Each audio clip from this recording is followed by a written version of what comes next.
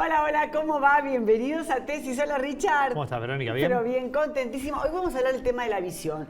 ¿Cómo nuestros niños, cómo controlamos a los niños la visión desde que nacen?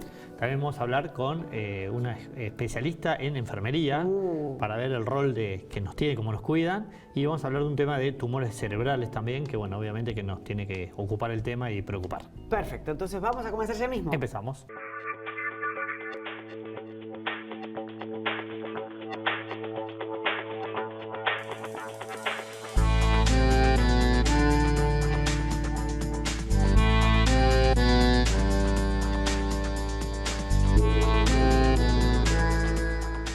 Richard, llegó el momento de ocuparnos de los ojos, especialmente los ojos de nuestros niños. Vamos a hablar con el doctor Leonardo Febres Irigaray, él es oftalmólogo. ¿Cómo estás? ¿Cómo les va, chicos? Un Muy gusto, bien, Doc. un placer como siempre. Bueno, la visión y los niños, ¿cómo arrancamos? ¿Desde dónde? ¿Desde dónde arrancamos? Bueno, los chicos tienen sus ojos y empiezan a ver desde que nacen. Ajá. Por eso no es lo mismo la visión de un niño que la visión de un adulto. Hay todo un proceso que se llama proceso de crecimiento, que se llama proceso de emetropización. Por eso hay chicos que requieren usar anteojos y otros que tienen miopía, hipermetropía, astigmatismo y que no es necesario darle la corrección óptica. Por eso siempre es muy importante colocar gotas. ¿Para qué? Para dilatar la pupila. De esa manera hacemos un efecto que se llama cicloplegia y ahí tenemos un valor real del valor óptico del chico. ¿A qué edad se hace la primera revisión oftalmológica? Qué linda pregunta. Primer control, recién nacido, desde la Sociedad Argentina de Oftalmología Infantil tenemos un calendario.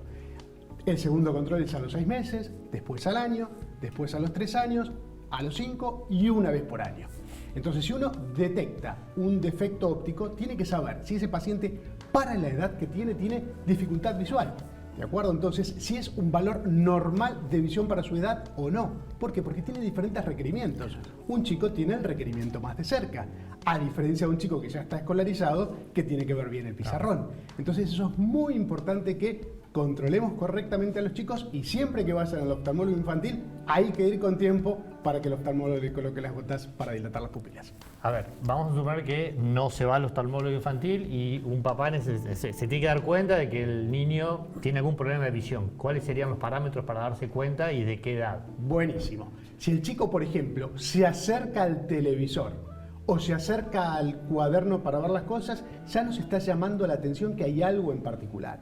Si el chico tiene tortícolis, la cabeza inclinada, si el chico se le desvían los ojos, por ejemplo una esotropia, los ojos hacia adentro, eso no se va a pasar solo. Entonces eso es muy importante que uno conozca si ese chico tiene, en el caso de una desviación, una hipermetropía. ¿Qué es la hipermetropía? Es dificultad para las cosas de cerca. Entonces cuando el chico está acomodando, desvía sus ojos. Entonces muchas veces con el anteojo corrige, puede corregir de manera parcial, que se llama esotropia parcialmente acomodativa, o de manera completa y que el anteojo sea lo curativo para ese chico. Entonces está alineado con sus anteojos.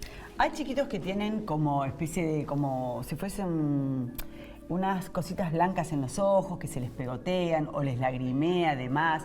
¿Tenemos que prestar atención a eso? Sí, absolutamente, porque justamente eso se llama blefaritis, esa capita que se nos forma en el borde del párpado. Ajá. Y que eso después nos puede llevar a un orzuelo, a esa inflamación del párpado. A veces estos chicos que comienzan justamente con esta alteración en los párpados es porque están haciendo esfuerzos justamente para la focalización y tienen un defecto óptico. Puede llegar a tener astigmatismo. ¿Qué es el astigmatismo? Es ver borroso a cualquier distancia. Entonces el chico tiene que apretar sus párpados para poder enfocar. O si el chico tiene miopía, ¿qué es la miopía? Es dificultad para ver las cosas de lejos. Y justamente esta sintomatología del ojo externo, esa capita, ese orzuelo, puede llegar a ser un indicio que ese chico tiene un defecto óptico. Bueno, todos estos nombres difíciles que nos dice el doctor, digamos, tienen corrección. Y por lo que dice el doctor, pueden ser con anteojos. También pueden ser anteojos de contacto, es decir, lentes de contacto, es decir, ¿cómo se corrige? ¿Con qué tipo de claro, lentes? Los anteojos a veces con los chicos son difíciles. Claro, es Afortunadamente el chico tiene muy buena plasticidad para usar graduaciones altas y graduaciones diferentes entre un ojo y otro. Los lentes de contacto tenemos dos casos. El caso de un paciente que está operado de una catarata congénita, que es ese chico que tiene una opacificación interna en el ojo y que está operado de manera precoz, alrededor del segundo o tercer mes de vida. Ahí sí le tenemos que poner lente de contacto. ¿Por qué? Porque sacamos su cristalino y tiene que estar reemplazado con la parte óptica en el lente de contacto. Pero eso es vía quirúrgica. Absolutamente. O sea, no hay que y después ponerse- el lente de contacto para recuperar o evitar la ambliopía. Ah. Y después, en general, para la audiencia, el concepto que tenemos que dejar el lente de contacto, los chicos tienen que ser higiénicos. Hay que lavarse las manos, hay que saber colocárselos, por eso acá es un trabajo en conjunto. El médico oftalmólogo infantil con el contactólogo y con la familia. Y el deseo de ese chico también de usarlo. Hoy por hoy, y todo lo que es la parte de óptica ha avanzado muchísimo. Entonces tenemos lentes de contacto blandas, lentes de contacto semirrígidas, con lo cual el paciente perfectamente puede tener una situación cómoda para practicar deporte, para la parte social, Claro, pero necesita. nunca abusar y nunca dormir con las lentes de contacto. ¿Hay una diferencia del tratamiento entre anteojos y lente, alguno más eficaz que el otro o no? No, absolutamente uno puede trabajar de ambas maneras, excepto en un paciente que tiene un queratocono. ¿Qué es el queratocono? Es una deformación como si fuera una montañita en la córnea. Entonces ese paciente adolescente puede llegar a tener mejor corrección visual con un lente de contacto. Ok. Pero si no, perfectamente el chico puede tolerar muy bien sus anteojos aéreos a diferentes graduaciones entre un ojo y otro o graduaciones parejas según lo que necesite, y llegado la adolescencia ahí comenzar con el lente de contacto. ¿Por qué? Porque empieza el coqueteo. Entonces tanto la chica como el chico, vemos a esta criatura que empieza a usar sus anteojos a una edad temprana y seguramente van a llegar los 10, los 11 años y esta nena va a querer estar con su carita libre de sus anteojos. Pero siempre insistir, a estas edades es preferible siempre usar anteojos aéreos. Y la cuestión de ese cuidado que hay que tener es higiénico, digamos. Sí. ¿Qué otros consejos le podemos dar a la gente como para que ese cuidado de ese ojo, digamos, cuando se le pone esa lente de contacto sea bueno, digamos, sea un buen tratamiento? Bien, para eso el chico tiene que siempre lavarse las manos, tener un lugar cómodo. ¿Para qué? Para ponerse sus lentes de contacto. A veces tiene la graduación pareja entre ¿De uno. qué edad, digamos, se los colocan ellos mismos? A mí me encanta que el chico sea libre, con lo cual un chico de 10, 11 años ya está apto para que se lo Para pueda mañana. llegar a colocar Claro, está perfectamente. buenísimo eso. Por eso, siempre primero empezar a utilizarlo en la casa. ¿Por qué? Porque el lente de contacto es un cuerpo extraño. Si bien es muy noble para la visión, también tenemos que cuidar todo lo que es el ojo externo, que no haga una conjuntivitis, que no haga un ojo rojo. Entonces, si uno lo cuida en casa y el chico ya tiene ese dominio, perfectamente después podrá salir al mundo a utilizar sus lentes de contacto y siempre llevarse su set para sacarse los lentes de contacto, guardarlo, los líquidos y tener siempre el anteojo. El lente de contacto no es tengo solamente el lente de contacto, tengo el lente de contacto y siempre mi anteojo aéreo. ¿Y qué pasa con el tema de los costos? Porque esto uno dice, bueno, debe tener un costo, no todo el mundo tiene cobertura. ¿Cómo se maneja esto? ¿Hay a nivel hospitalario?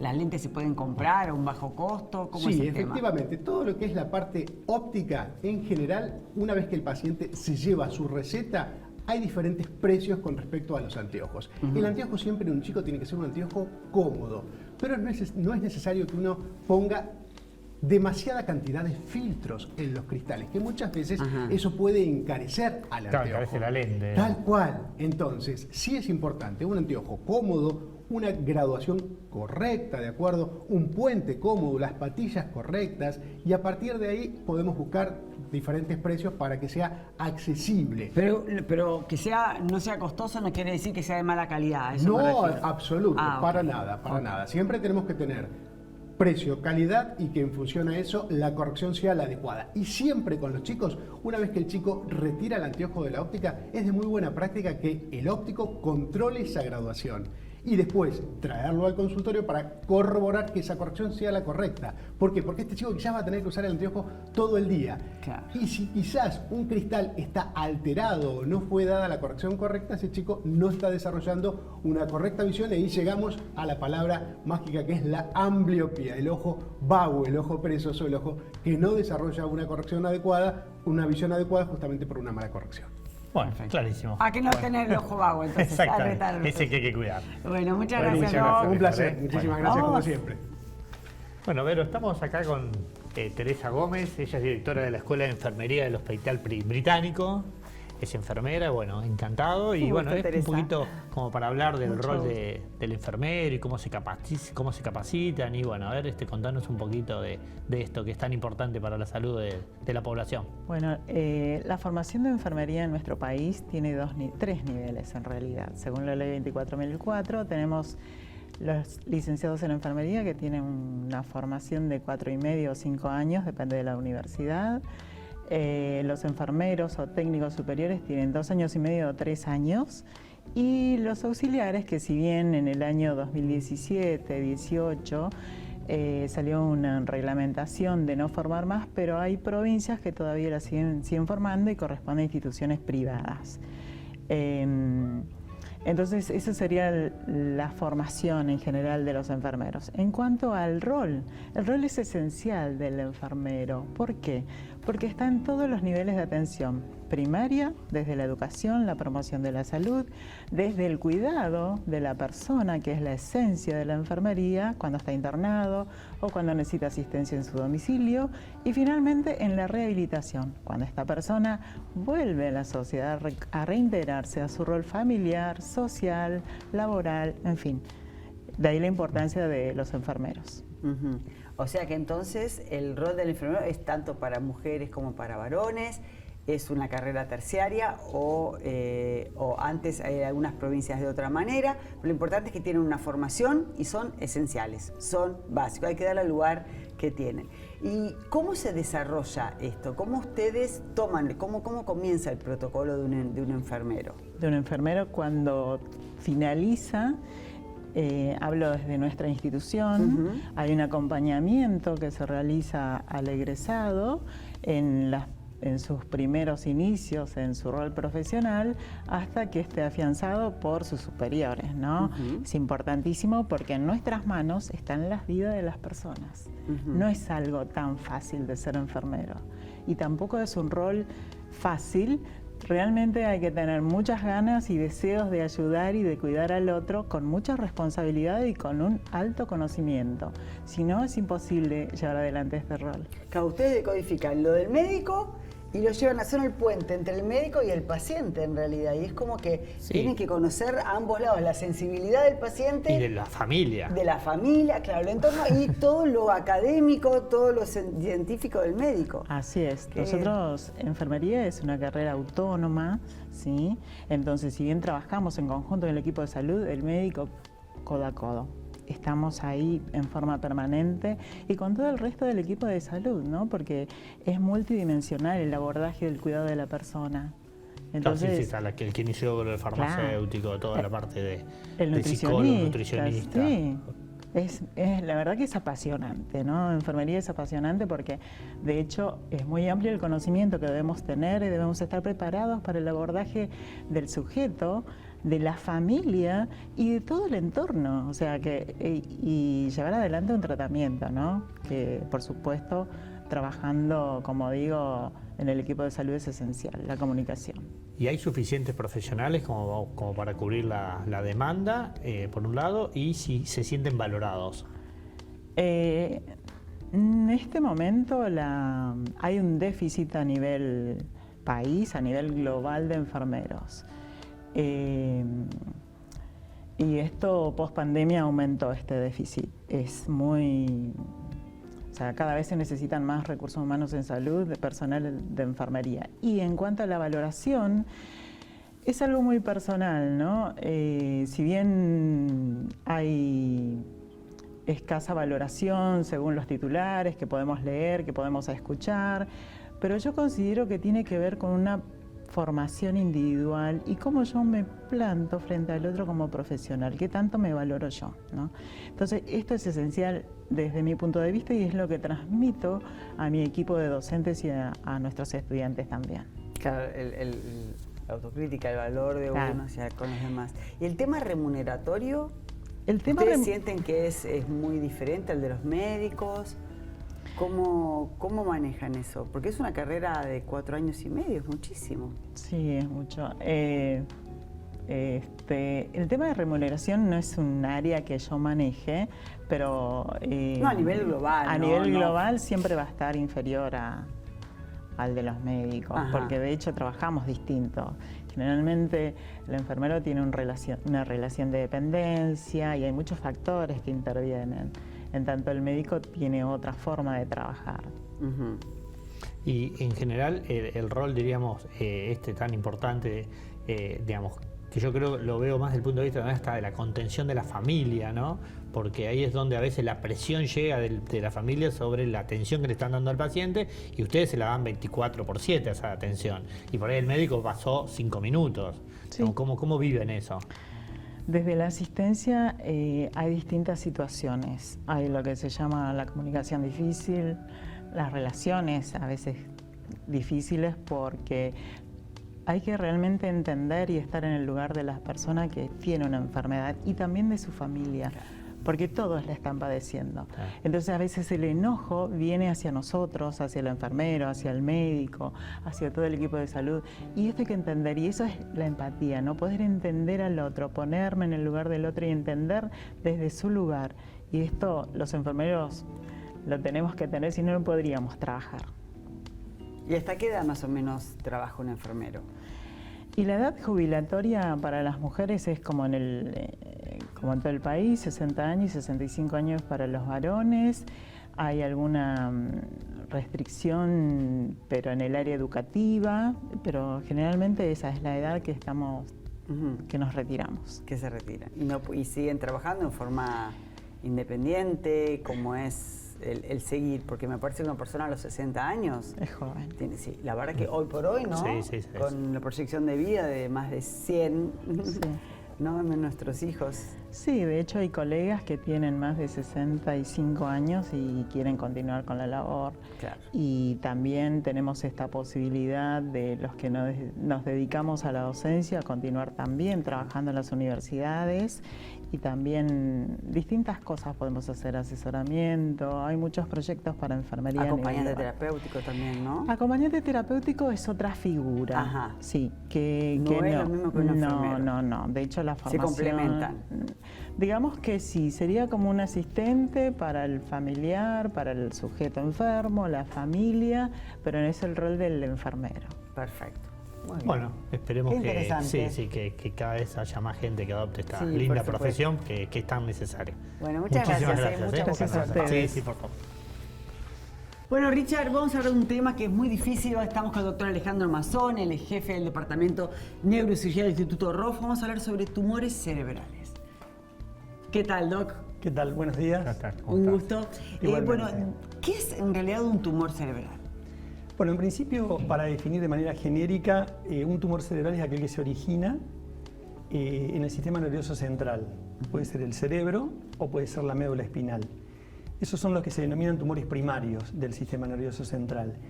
Y existen otro gran grupo que son los tumores secundarios del sistema nervioso central, que son aquellos que el origen del tumor es en otro órgano y en forma secundaria se instala, logra atravesar la barrera hematoencefálica y llegar al sistema nervioso. ¿Eso lo llama una metástasis en cerebro, que se puede decir, o no? Correcto, son las metástasis cerebrales donde en la población tiene una alta incidencia, ya que los tumores de origen, podemos referenciar cáncer de mama, cáncer de colon, cáncer de pulmón, los más frecuentes, tienen como sitio secundario el sistema nervioso central. No todos, entonces como entidad los tumores cerebrales hay que verlos como tumores primarios que se originan ahí, o también otras enfermedades nos pueden llevar a ese punto, ¿no? a también tener un tumor en el cerebro. O sea, que un tumor cerebral es un cáncer cerebral. ¿Es Correcto, eso? es así. ¿Y por qué se origina, doctor? Bueno, dentro de la gran variedad de tumores que hay, para sintetizarlo, los tumores primarios del sistema nervioso, se originan, el meningioma, que es el tumor más frecuente, se origina en las envolturas, en las meninges, en lo que recubre y donde está alojado el parénquima cerebral. Y existen otros tumores que se originan en las células mismas del sistema nervioso. Me refiero a las células que constituyen el parénquima cerebral, las neuronas, por especificarlo, digamos, hay un montón de diversidad de células tumorales y se originan desde esas células. Y los otros tumores se originan en el órgano primario, por ejemplo la mama, y en segunda instancia se implantan en el cerebro. En general, un cáncer de pulmón uno lo asocia al tabaquismo, al colon puede ser a la dieta, digamos. Este tipo de tumores, cuando hablamos de los primarios, digamos, ¿dónde tiene la etiología? Es decir, ¿es genética? ¿Es simplemente una deformación de las células? Y no tiene esa causa-efecto, por ejemplo, como bien lo has mencionado, el tema del tabaco, ¿no? Alguien que fuma, cáncer de pulmón, metástasis cerebral. El tumor del sistema nervioso no tiene ese antecedente previo que condicione el cáncer, el tumor. Pero igualmente los neurocirujanos y la neurooncología, que es como se maneja esto hoy en día, los centros de oncología, el Instituto Rojo donde yo trabajo, son abordajes interdisciplinarios. O sea, el oncólogo que ve el cáncer de colon sabe que si un paciente tiene un signo o síntoma neurológico, tiene que tener, digamos, tiene la alerta para pensar en una posibilidad de una lesión que en forma secundaria, ¿no? Y hoy, bueno, hay grandes avances en lo que es todo lo que tiene que ver con las imágenes, con los diagnósticos, que bueno, que hacen, lo importante es entre todos trabajar para rápidamente llegar a un diagnóstico y buscar el mejor tratamiento, ¿no? A futuro, ¿no? Por los pacientes, porque hay tumores que se curan, hay otros que no se curan, pero se tratan, y bueno, siempre el objetivo es buscar el mejor camino para el paciente, ¿no? En el diagnóstico y en el tratamiento, que hoy hay una diversidad de tratamientos nuevos también, ¿no? Entonces, nosotros identificamos que hay algo diferente en nuestra cabeza, ¿no? Es así. Puede ser que nos duele la cabeza, puede ser que tengamos pensamientos rumiantes recurrentes sobre que algo nos está pasando en la cabeza. Una persona que la vemos muy como abombada, tareada, le puede surgir esto. La gente que tiene dolor de cabeza, que está preocupada. Así, ¿cuál podría ser el síntoma que Sí, tiene claro, la más persona? de la gente común, ¿no? Claro, sí, Para sí. entender, los más frecuentes, digamos, desde el punto de vista estadístico, es el déficit neurológico. Lo que pasa es que el sistema nervioso es muy complejo y una lesión a nivel del sistema nervioso central, por ejemplo en el lóbulo frontal, da muy pocos síntomas.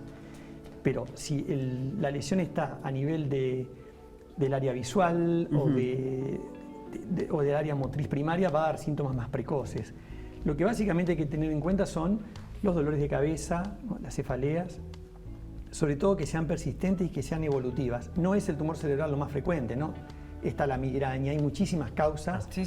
Por eso, pero lo importante es consultar al médico ante signos o síntomas que uno tiene, porque el médico va a saber contextualizar la situación. No es lo mismo el dolor de cabeza en un paciente que no tiene ningún antecedente oncológico que un paciente que tiene, por ejemplo, un cáncer de colon. Tiene otra implicancia y tiene otro camino, otro algoritmo de estudios. Y dentro de lo que es la parte más compleja, por ejemplo, las convulsiones. Paciente que tiene cefaleas, que cada vez tiene más cefaleas, que se agregan vómitos, y si tiene una convulsión hay que hacer un estudio de imágenes del sistema nervioso. ¿Y este tipo, digamos, cuando da síntomas, ya está en un grado avanzado o en general pueden ser pequeños tumores que todavía se pueden tomar a tiempo que den algún síntoma?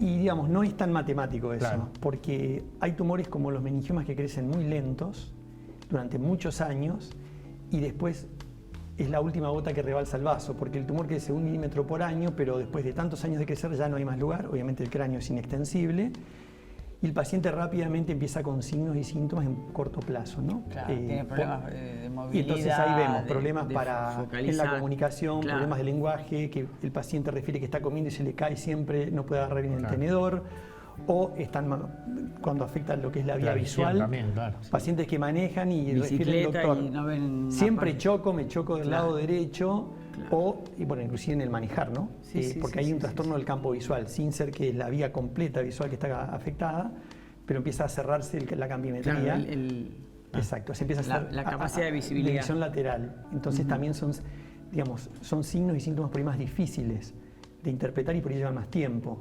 Pero bueno, la gente lo percibe después del tiempo, ¿no? Hace meses, hace años o hace 15 días que empezó con los signos y los síntomas. Y una vez que está identificado, ustedes operan, después se hace quimioterapia. ¿Cuál es el proceso? Primero es la parte de diagnóstico, ¿no? Sí. Las resonancias, que hoy en día los equipos son muy completos y permiten definir con alta precisión dónde está ubicado el tumor, independientemente de si es primario o es una metástasis.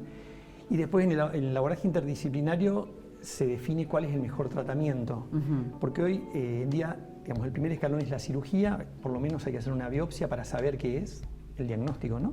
Porque por ahí puede parecer una cosa pero es otra y el futuro es distinto.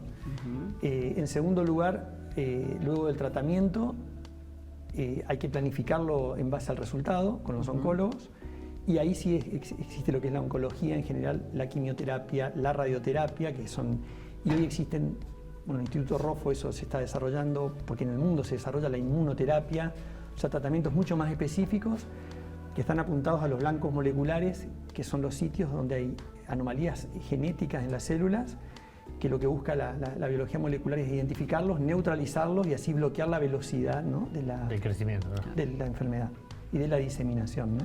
Perfecto. Bueno, muchas gracias, doctor. Bueno, un gusto. ¿Volvemos? Gracias Sí, a dale. ustedes. Bueno, volvemos.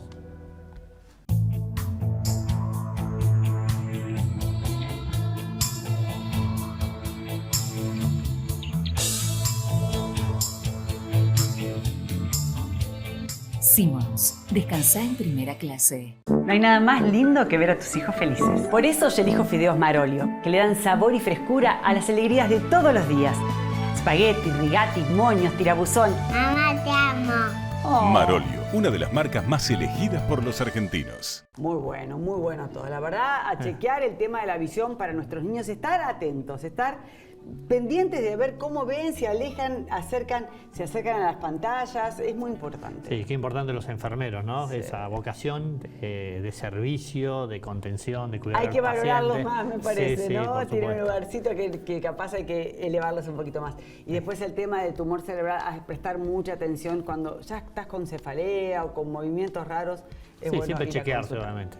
Por supuesto. ¿Nos Bueno, reencontramos? Dale, nos vemos. Gracias.